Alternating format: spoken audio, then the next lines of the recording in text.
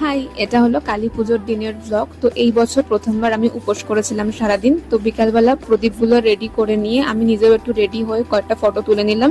তারপর বেরিয়ে দেখলাম বাজি ফাটা স্টার্ট হয়ে গেছে। পুজো দেওয়ার জন্য মিষ্টি কিনতে চলে গেছিলাম। এরপর পৌঁছে গেলাম মামার বাড়িতে। আর এই যে আলপনাটা দেখছো, এটা দিয়েছে আমার বোন। তারপর আমার মামা বাড়ির কালী পুজো শুরু হয়ে গেল। সবাই মিলে কাসুর ঘন্টা বাজিয়ে হই হই করে এই পুজোটা আমরা পার্টিসিপেট করেছিলাম। এরপর শুরু হলো বাজি ফাটানো। প্রথমে ভাবলাম আমার ভাই একটু ভয় পাবে, তারপর দেখলাম না। তোমাদেরকেও মায়ের মুখটা একটু দর্শন করিয়ে নিলাম। এরপর 108টা প্রদীপ জ্বালানো শুরু করলাম সবাই মিলে।